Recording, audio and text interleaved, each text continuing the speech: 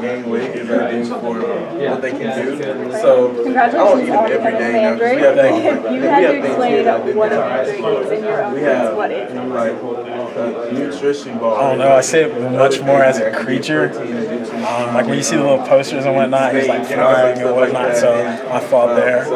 I see him more of a creature that's different. He does things that people can't do. Right. You've got one word to describe it. What would you say? If I had one word to describe it, I would say powerful. I mean, is that something you think about after you have a game like that against Cal? Like, I'm going to be the Mandrake, or does it even enter your mind?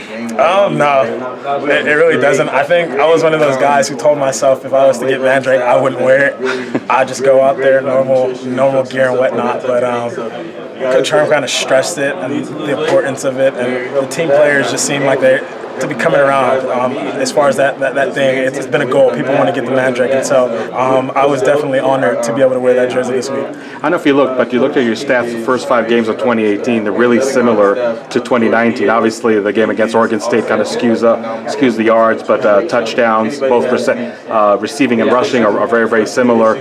Do you feel as good as you did the first 5 games now compared to the first 5 games of 2018?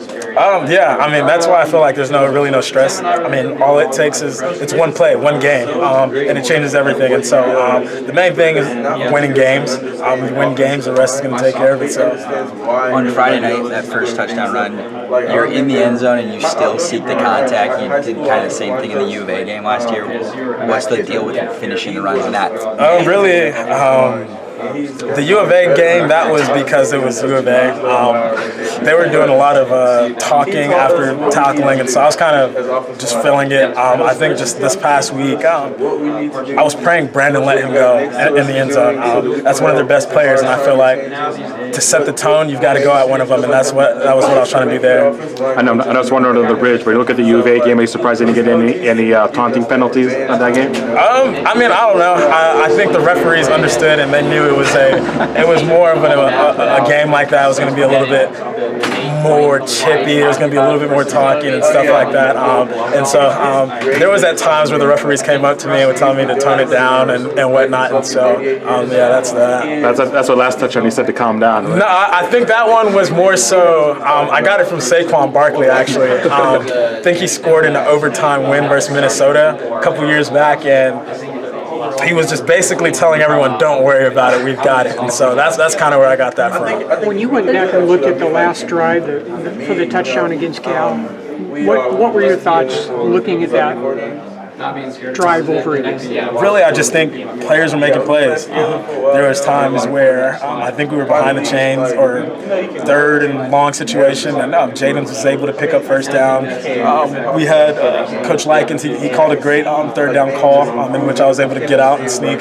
We haven't called that play this year, and I thought that was the perfect time to use it. We got the first down to keep going. And so I just think everyone's on the same page here at this point. We're working with the offensive line. We're getting them more comfortable. I think Jaden, he's now in his 5th game. He's getting more comfortable and more confident when throwing the ball. And so I think we're on the right page and heading in the right direction. Are you talking about the pass you caught? What's that? The play on the pass you caught, or one of the runs? The play you were just talking about? Yeah, the play where I was able to get out and on the pass. On the Yes. pass, yeah. But with the offensive line, I mean, obviously, Michigan State game coming together, how do you feel that their communication is with each other, but even with you, now that you're through 3 games? I think really having Cole back at center helps a lot, just because of the continuity we've been having since even last year, and being able to understand what he wants and what I want at the same time. And so if I see something at the line, I'll walk up to the line and tell Cole, like, let's check this and go back here, just because there's probably something that I've seen on film that, this guy's not going to blitz, and so let's put me on him so I can get out in the route and stuff like that. And so I just think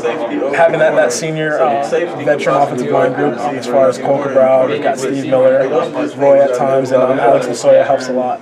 Any chance you're going to teach Jaden how to do the spin move when he runs the ball out there? No, not really. I think we do a good job of opening things up, and he does a good job of knowing when to run, and so he does that. He picks and chooses his times, and those times are crucial. And so I'm not going to tell him how to run the ball. He's doing a very good, fine job of it. But for you, how much it helps, even going back to last year with Manny, who ran the ball a lot and ran it effectively, and this year having Jaden, how much does it help you as a running back? So there's times that Jaden's been able to pull the ball and run, and so I feel like our games are able to complement each other.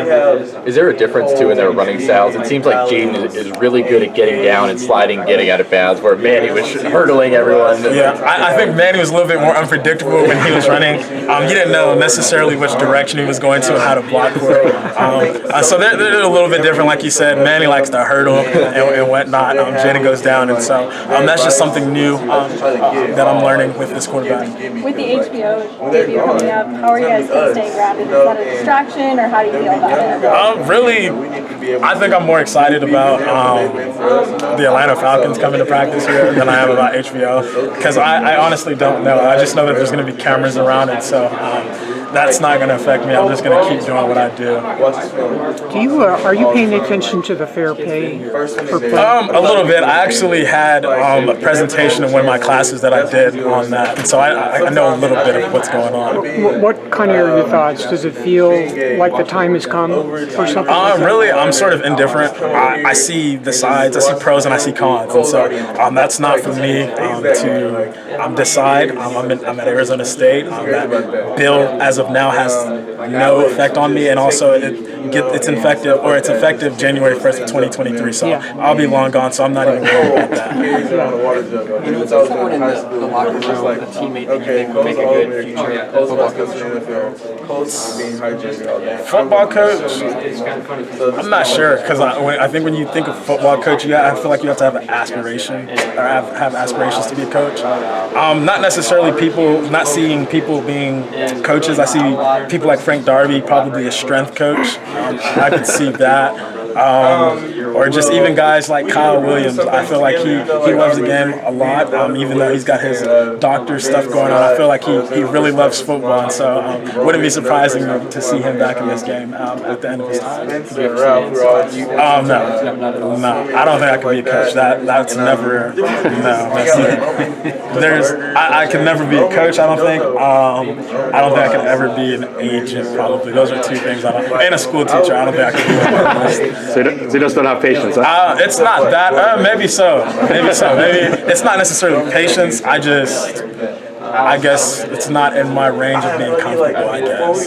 When you did that presentation, did you come to a conclusion for the presentation, or? I did not come to a conclusion. I think really my job was to research and basically explain to the class what was going on. California has that bill that they proposed. New York also has one, in South Carolina. So basically, given the facts about that, the bill was signed and passed by the governor of California, which is Gavin Newsom. And it was passed 2 days ago now. And so it was basically there was no conclusion or end all be all. It's just more, this is what's going on. This is what's going on, and just basically, and at the end of the presentation, I was supposed to give my personal experience as far as what other people and players think around the program, not just here, but also in the whole country. What's the biggest difference in your role approaching the line of scrimmage and communicating with Cole this year versus last year, where you've got a veteran quarterback in Manny, and how much do you communicate with Jaden and assist him in understanding the protections there?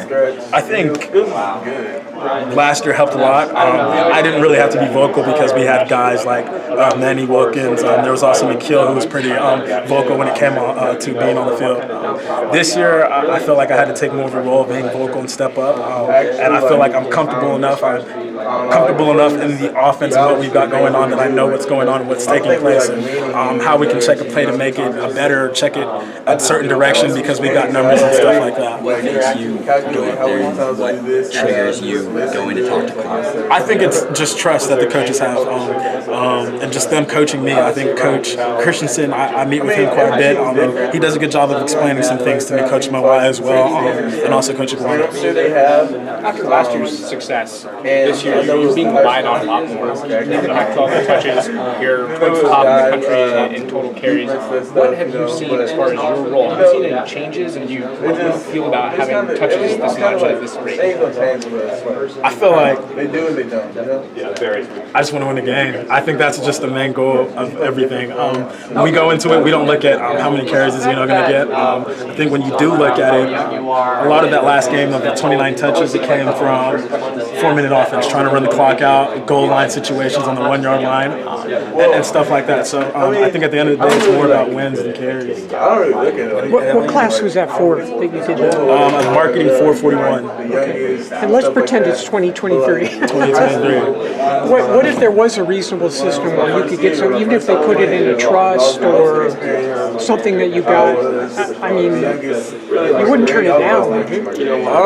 No, I mean, no, but I feel like at the same time, you got to look at our 17-year-olds, 20-year-olds, are they mature enough to handle that type of money? Those are questions that you got to look at. And then you see, even you're going to have to put someone in trust of your money. You got to start dealing with agents, you got to start dealing with family and people who might come into your life because you have money. So there's a lot of other situations you got to look at when dealing with that. And so 2023, like I said, I'll be long gone by then. I won't have to worry about it. Well, hopefully you'll be in the NFL making plenty of money. Yeah. So, so you won't have to worry about exactly, it. Exactly, Obviously, coming over Cal by how is it for you? And I mean, the other guys on the team to kind of keep the freshmen practicing. Chris, with me, coming to a bye week, not that you don't want to practice hard, but did you guys kind of talk to them before starting practice this week? No. I think in our team meeting, I think we had a pretty good understanding of what was needed to be done. We were somewhat in this position last year. We control our own destiny, and I feel like with this veteran group, we're pressing that because we knew how last season ended up. And so when you go out there, I feel like people are practicing. They're still practicing hard, even though it's a bye week, getting ready for next week.